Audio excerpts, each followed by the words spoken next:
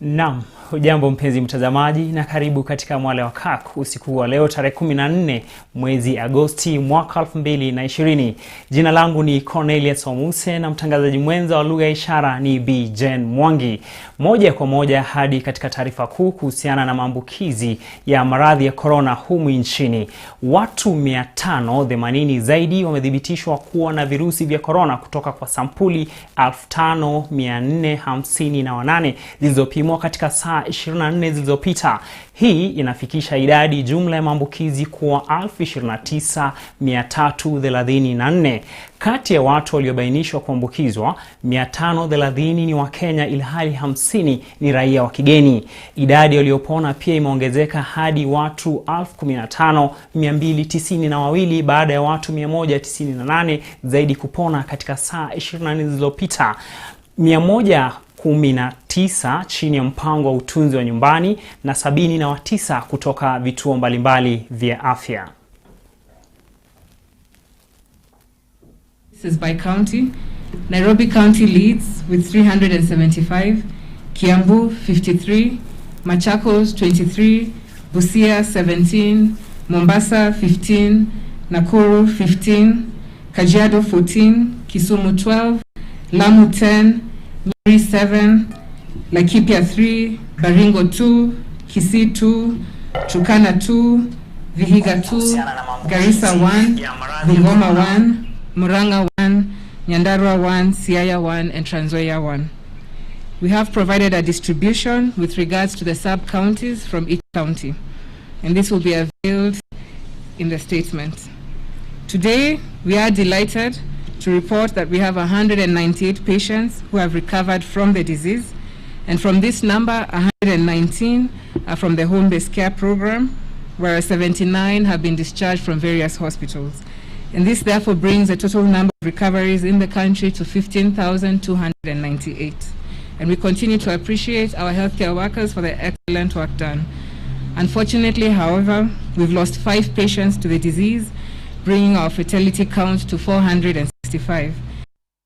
Kadhalika, Wizara ya Afya imesema imejitolea kuhakikisha kwamba wahudumu wa afya, madaktari wanapata vifaa vya kujikinga vya hali ya juu wakati wanapopambana na janga la corona.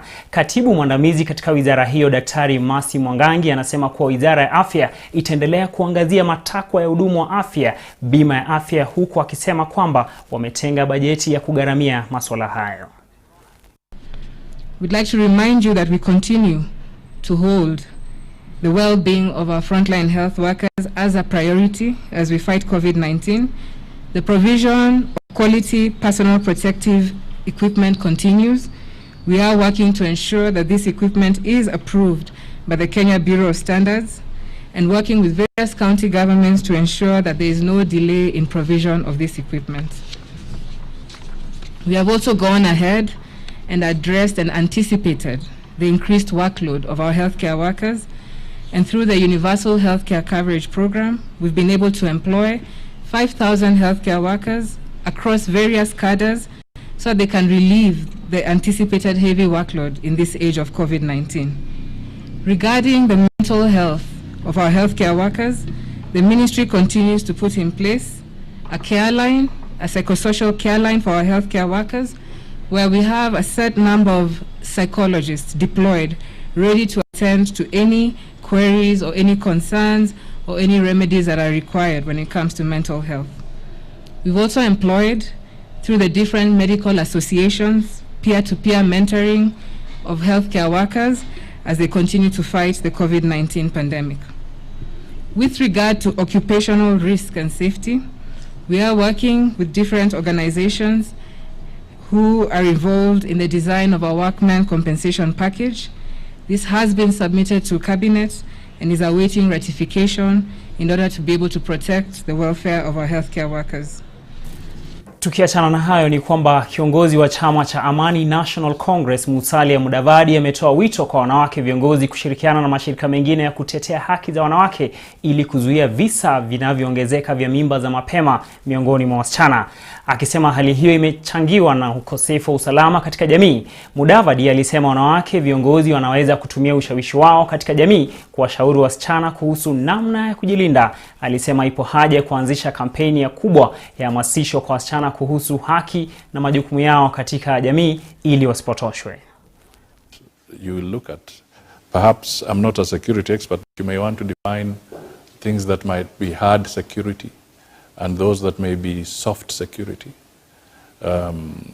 If something were to come to my mind when I talk of soft security, I just say now there's a new challenge.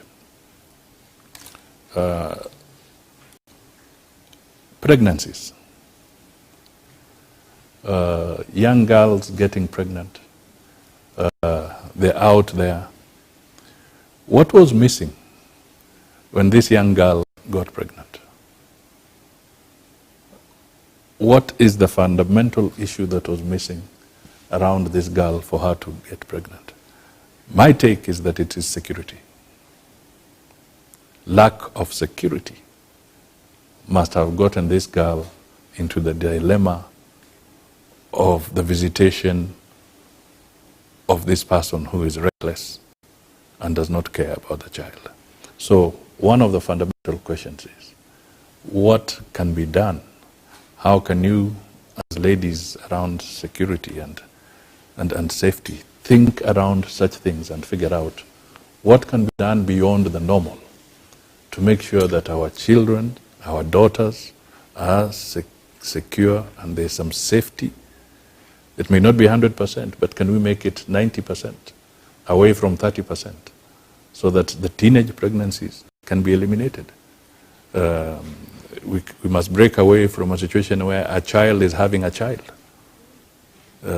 So can security, thought through from the prism of a woman, help in cracking some of these kind of things? Mwale anasikitika kwamba mtoto kuwa na mtoto ni kitendawili ambacho sijui nani atakitegua, lakini tutapata suluhisho kwa matumaini. Kwingineko ni kwamba mvua kubwa iliyoendelea kunyesha katika kaunti ya Turkana yasababisha mto Kawalase kufurika na kukatiza shughuli za uchukuzi kwa muda. Wakizungumza na wanahabari pembeni mwa mto Kawalase, idadi kubwa ya wanabiashara wakiwemo akina mama na watoto walilazimika kukesha ng'ambo moja ya mto usiku kucha. Nimekuja hapa tangu jana mida saa 10 hivi unusu, na kusema kweli kuna mateso juu nilikuwa na wamama wako na watoto wazee, na mpaka saizi hakuna ati mtu anawashughulikia hali ya chakula ama nini. Hiyo baridi yote nini tumekaa hapa. Sasa tungeomba kama serikali ama county, naona kama saizi hata kama maji yanapungua magari makubwa ndio yapita. Kwa hivyo kama kungekuwa hata mpangilio kama kukuwa na kitu lori kubwa kama roroda hivi, ambao kwa hiyo muda angekuwa navukisha hata magari ndani na panda inawavukisha badala ya watoto kusafa hapa, hii jua na nini, njaa yote, kuna dhiki hapa. Hapa tunahangaika sana tukiwa watu wa Kawalase. Tunahangaika kabisa. Tangu jana laga kuja, imemesa magari, na pia watoto wetu waliobaki huko wadogo hatujaona mpaka leo. Sasa tunangoja tena laga ipungue, hakuna. Kwingineko ni kwamba kituo kimoja katika kaunti ya Kakamega kinachosemekana kuwadunga wasichana wachanga chini ya umri wa miaka 18 sindano za kupanga uzazi. Kulingana na waathiriwa, wahudumu wa afya katika kituo hicho kwa jina Emusanda Health Center waliodunga sindano hiyo baada ya kuwashawishi na kueleza ina manufaa kwao. Sasa wazazi wa watoto hao wanataka kituo hicho kuchukuliwa hatua. Aida Munzatsi na maelezo hayo zaidi kuhusu. Niliweza kusikia uchungu.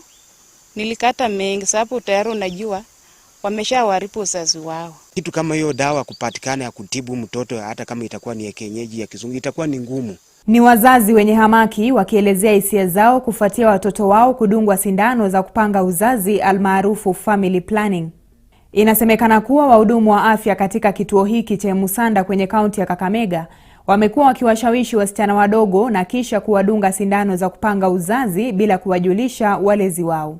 Wangu wa miaka 14 sio shida kuwekwa family planning. Anaonyesha mtoto, anamwambia yeye amewekwa shindano 3 za family planning kwa mkono. So in other words, huyu afisa anaongea ni kama huyu mtoto ni mwanamke ambaye ametosha kuwekewa family planning.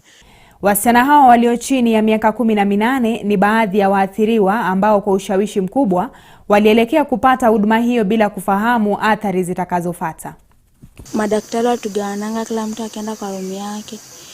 Tukaambiwa usiangalie, weka mkono flat, alafu wakatudunga sindano ya maji, alafu wakeka sindano nyingine. Ndio venye tulitoka huko wakatuambia ni siri yetu tusiambie wazazi. Alafu venye walituambia hiyo ni siri yetu tusiambie wazazi, sisi wakatuandikia karatasi ya yellow, akatupea kadi. Tukatoka huko, venye tulirudi nyumbani hatukuambia kwa wazazi. Ndio akamalizia wengine akaniita akaanza kuniojoja, akaniambia sindano kuchukua itakuzuia vitu mingi. Mimi kama mama yangu alinikaza kuchukua sindano kwa sababu ningali mtu mdogo. Walikuwa tulize tukae na boyfriends. OCPD wa eneo hilo amedhibitisha matukio hayo, huku akisema kuwa uchunguzi dhidi ya kituo hicho cha afya unaendelea. Vile tutafanya investigation yetu ndio tujue hasa ile chanzo ya hii maneno ni wapi, kwa sababu wote ni below 18. Wa kwanza ni wa 16 years, wa pili 15 years, wa tatu 14 years na wa nne 12 years.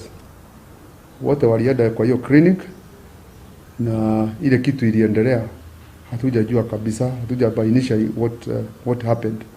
Huku hayo yakijiri, walezi wa watoto hawa wanataka serikali kuingilia kati na kukichukulia kituo hicho hatua. Masuala ya upangaji uzazi kwa wanawake na wanaume imekuwa wazi. Hata hivyo, ni mjadala unaokumbwa na hisia mbalimbali. Hata hivyo, inapaswa kuwa kwa hiari ya mtu.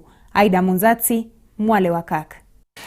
Ujenzi wa barabara ya Kibwezi Kitui bado utaendelea kama ilivyopangwa, hata ingawa kuna mgogoro wa kufidia ardhi iliyoko katika barabara hiyo. Kamishna wa kaunti ya Kitui John Ondego amesema kwamba mwanakandarasi anaendelea na kazi ili kukamilisha shughuli hiyo kufikia mwezi Februari mwaka 2021.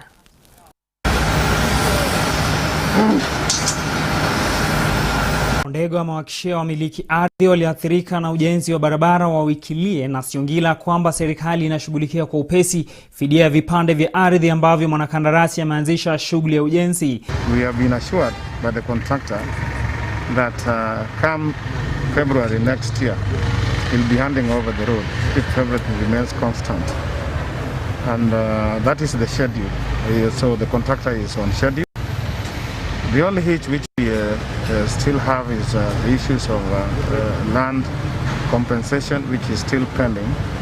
But I want to assure the owners that they will be compensated, because already the land has been gazetted and valued, and the contractor has entered the site. So I want to thank the people who have allowed the contractor to enter the site, especially on the bypass, which is about 6 kilometers from Wikilie to this place where we are Siongila. Wakazi wa maeneo hayo mapema mwezi huu walipanga maandamano kulalamikia shughuli hiyo, wakihofia kwamba serikali inawanyima haki ya umiliki wa ardhi zao. Wakazi hao walikuwa wameapa kutoondoka katika vipande vyao vya ardhi hadi watakapofidiwa. Maafisa wa polisi wa kupambana na fujo waliingilia kati na kuwatawanya, huku vifaa vya kutengeneza barabara vikianza kazi kwa kasi. Mtazamaji, taarifa hiyo kutoka Kitui inatupa fursa ya kuchukua mapumziko ya muda mfupi. Usiende mbali, tutarejelea na mengi zaidi, ikiwemo taarifa za spoti pamoja na mazungumzo ya moja kwa moja kuhusiana na utaratibu ulioko kwa sasa katika mahakama humu nchini.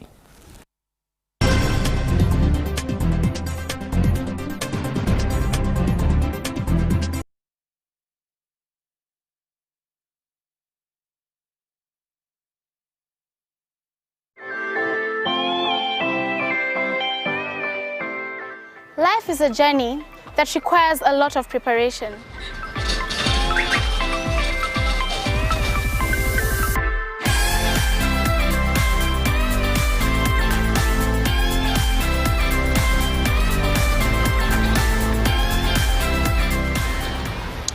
guys, are you ready? Yes. Let's buckle up. A lot can happen along the way. But this is maybe badia.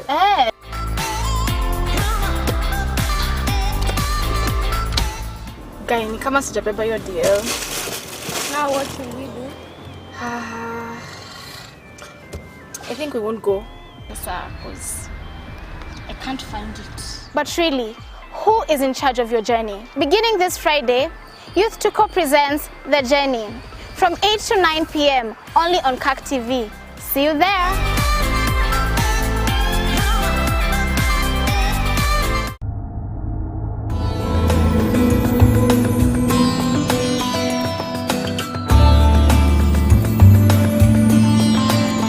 A tree begins as a seed. A marriage is instituted.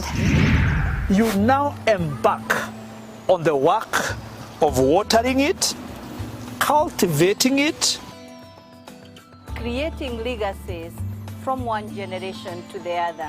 That is what growing families takes. And for powerful discussions on family as we answer questions, demystify myths, and touch on those controversial topics, tune in to Kirk TV as we talk a whole lot more about family. As we grow my family, grow your family, and grow our families. Because a stable family is a stable society.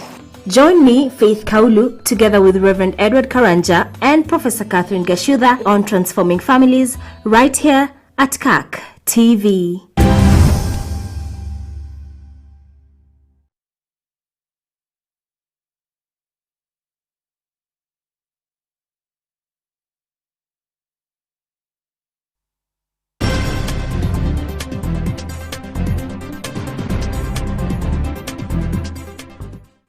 Karibu tena mtazamaji, na shukran za dhati kwa kuendelea kujumuika nasi katika Mwale wa Kirk. Kwingineko ni kwamba vyuo vikuu vitalazimika kuwekeza zaidi ili kuafikia azma ya kuendesha shughuli ya masomo kwa njia ya mtandao. Hii ni kwa sababu kuna uhaba mkubwa wa miundo misingi ya kuendesha masomo yaliyo na ubora. Makamu wa naibu wa chancellor chuo kikuu cha Embu Professor Kiplagat Kotut amesema chuo hicho kimeamua kuendesha shughuli ya masomo kupitia njia ya teknolojia. Chuo hicho ndicho cha kwanza nchini kufanya uchaguzi wa wanafunzi kupitia njia ya mtandao. That the students are effectively involved in all these decisions that we are doing. We needed a new crop of leaders who actually can relate with some of the students' issues as we continue. So it was necessary that this is done. And as I said, the platform had been developed, it had been tested, and all it took was now to do a round of now preparation of the students to be able to actually utilize the same. So that the students were sensitized, the system was tested, the Electoral Commission, which I'm sure you have met, comprising of persons appointed by the Vice-Chancellor, including students who are actually appointed by the students' government, have actually been part of this. They have tested it and they are satisfied with the robustness of the system. And as you can see, the results that are actually being received are streaming online. So that what we are seeing is the vote tallying that is taking place as the persons actually vote. So we are very confident that it is going to give a true representation of the students' wishes. What I can assure you is that the voting infrastructure has been done in line with the provisions of the Universities Act, the amended Universities Act, which actually provides for the delegate system of student election. So that is provided for. And what is going to happen is that the students are electing the delegates, who in turn are electing the members of the students' council. And that is what is happening. Tukielekea mashinani ni kwamba mbunge wa Thika mjini Patrick Wainaina ameitaka serikali za kaunti kupeana nafasi ya kwanza kwa watu wanaishi na ulemavu ili kuwapunguzia ugumu wa maisha wakati huu wa janga la COVID-19.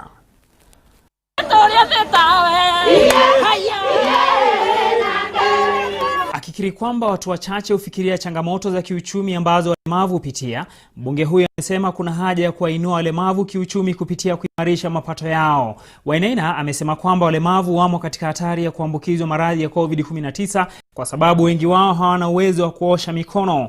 These are COVID times. And during COVID times, if somebody is crawling all over, that means they're touching each and every service that has a potential of COVID. And even if you tell these people to wash their hands or to sanitize, really, I don't think it's practically possible. At least we have promoted them to a place where in their wheelchair, they are not touching everything. And when they sanitize, so we know really they have sanitized. If these people have got a talent in anything, please let us agree to support them. These people who are PWDs, it's good to call them, make them in a group or in a cluster so that we can be able to give them a special place in our market. We need to give them preferential treatment when it comes to economic empowerment. Not even happy to sit down and be given. They also want to go out and get for their families. In fact, a lot of them already have families, and I think it's a very difficult thing for a man. Wainaina alikuwa akizungumza huko Miteo, eneo bunge la Gatundu Kaskazini, kaunti ya Kiambu, alipotoa viti vya walemavu kutoka kwa Jungle Foundation. Wakati huo mbunge huyo amewashauri wazazi kutowaficha watoto walio na ulemavu, akiongeza kwamba hali hiyo ni hujuma. Baadhi waliofaidika walimshukuru mbunge huyo na kuomba wahisani wengine kuiga mfano wake. Sababu tunakuaga na masida sana, kama huna wheelchair huwezi enda pahali, huwezi hata kujisaidia. Kwa hivyo nashukuru sana kwa hii wheelchair, sababu bereni nilikuwa na sida, sikuwa na wheelchair mzuri, lakini hiyo ni mzuri, itanisaidia. Fahamu sheria na Kirk TV. Mtazamaji, tangu kuripotiwa kwa maambukizi ya maradhi ya COVID-19 humu nchini, idara ya mahakama ilichukua baadhi ya hatua ambazo zilinuia kuzuia msambao wa maradhi wakati wa kuwasilishwa, kusikilizwa na kutolewa uamuzi wa kesi mbalimbali. Utaratibu huu mpya umewekezwa katika teknolojia. Hii leo tunazungumza naye wakili Cecil Mwiruri ambaye anatuelezea jinsi utaratibu huu mpya unavyoendeshwa, manufaa yake na changamoto. Ningependa sana kumshukuru Cornelius kwa fursa hii ya kuzungumza nanyi. Kwa majina najulikana kama wakili Cecil Mwiruri. Nafanya kazi hapa Nairobi, na mimi ni wakili ambaye ana practice, kwa kimombo utasema practice, ya kwamba nafanya mambo shughuli za kwenda kotini, za kushughulikia kesi za clients wetu na make sure ya kwamba sheria imefuatwa na sheria inafuata utaratibu wake, ya kwamba sisi wote tunaishi pamoja kama watu wa jamii moja. Siku ya leo ningependa tuzungumzie kuhusu teknolojia na vile ambavyo imetumika kwa uongozi wa mahakama kutoka mwezi wa March hadi sasa, kama miezi mitano hivi sasa, wakati Honorable Chief Justice David Maraga alipotoa mikakati ambayo sisi kama mawakili, watu wa kotini na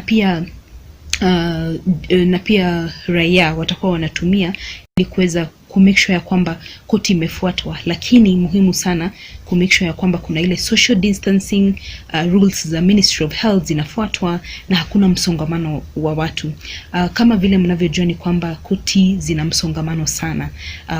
Mawakili wanaenda pale, watu wa registry wa kotini wako pale, wafungwa wanaenda pale. Kwa hivyo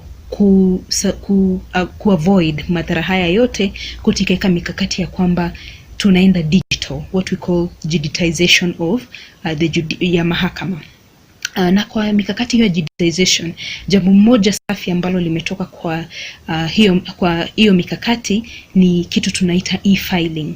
Na e-filing ni ile system ya kuweka makaratasi kwa mitandao, ya kwamba judiciary inatupatia email addresses za kila koti. Kama ni ya Milimani ya Mashamba, kuna email. Kama ni ya Milimani ya family division, kuna email address yake. Commercial court hivyo Kibera, Makadara, kuna email addresses zake.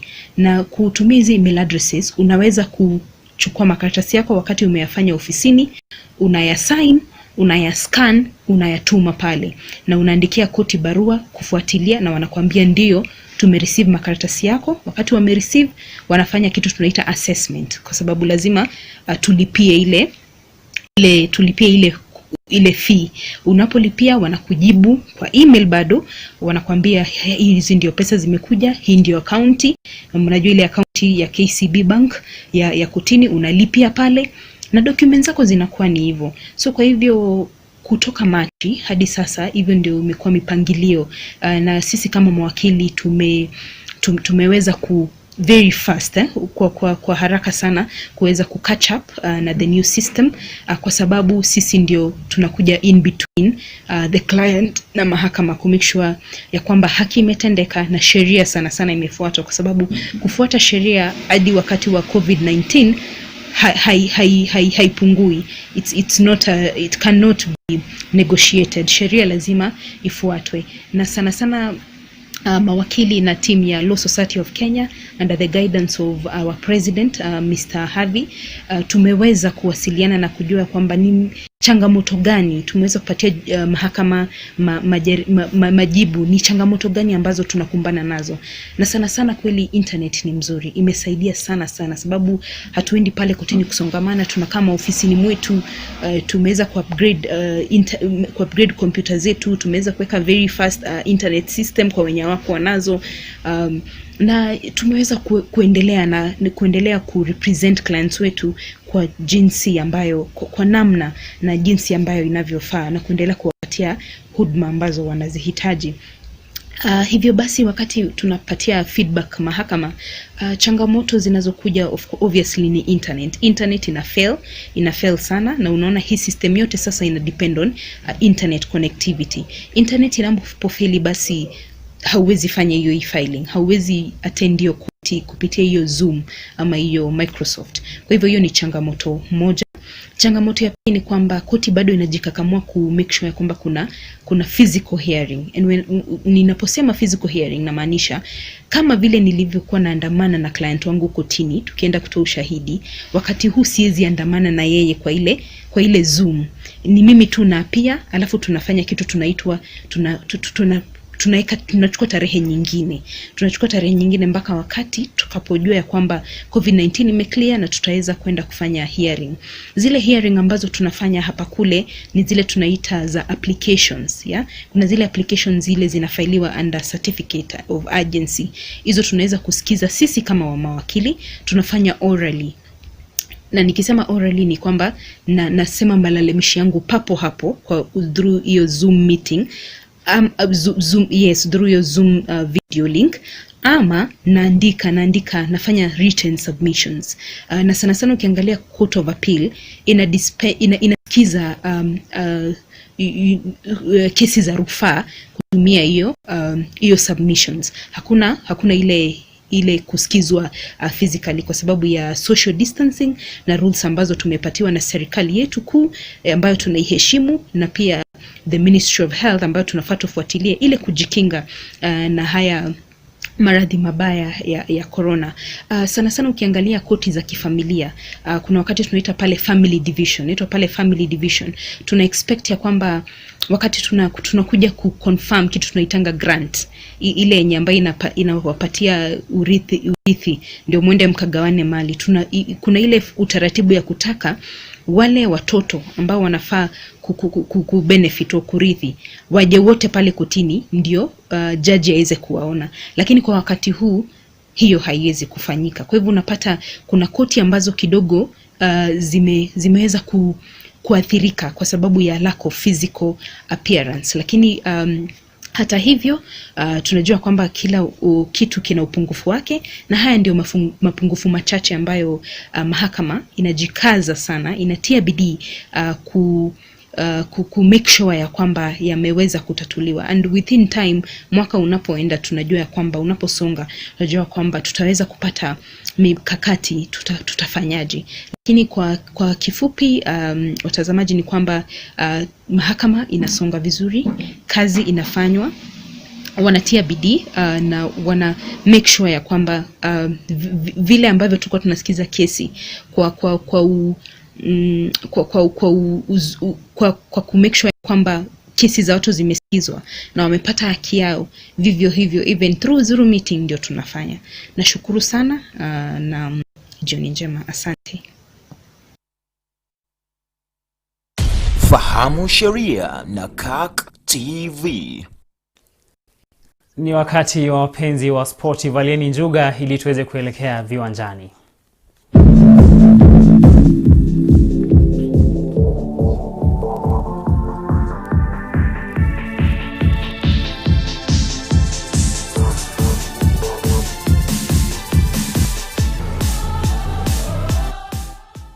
Mtazamaji, kiungo wa timu ya Barcelona Arturo Vidal anaimani kwamba Barcelona itashinda mtanange wa usiku wa leo wa klabu bingwa barani Ulaya dhidi ya Bayern Munich.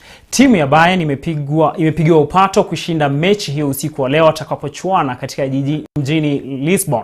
Bayern na Barca wametoa ubingwa wa bara Ulaya mara 5 na timu hizo mbili zitakutana tena leo usiku katika robo finali ya 3 ya ligi ya klabu bingwa barani Ulaya jijini Lisbon, huku Bayern ikiwania kushinda taji la kwanza tangu mwaka 2013. Barca imeshindwa kuridhisha msimu huu na ilipokonywa taji ya ligi kuu ya La Liga na Real Madrid, huku kocha wake Quick Setien aliyeteuliwa mwezi Januari akiwa na sitofahamu kuhusu siku zake za usoni kilabuni.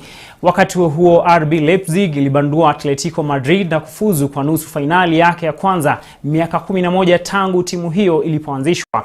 Mabao kutoka kwa wachezaji Dan Olmo na Tyler Adams yalifuzisha Leipzig kwa nusu finali dhidi ya PSG. Arsenal, upande mwingine ni kwamba timu ya Arsenal imemsajili kiungo Brazil William da Silva kwa muda wa miaka 3 baada ya kukamilika kwa kandarasi yake na timu ya Chelsea. Chelsea ilimsihi mchezaji huyo mwenye umri wa miaka 32 kutia saini kandarasi mpya, lakini Arsenal ikawasilisha kandarasi iliyoboreshwa. William amechezea Chelsea jumla ya mechi 339 tangu alipojiunga nayo kutoka Anzi Makatla kwa malipo ya kima cha pauni milioni 30 mwaka 2013. Mchezaji huyo ametoa ubingwa mara 5 katika timu hiyo, ikiwamo ligi kuu nchini Uingereza mara 2 na taji ya ligi ya Europa, na ameteuliwa mchezaji bora wa mwaka nchini Uingereza mara 2.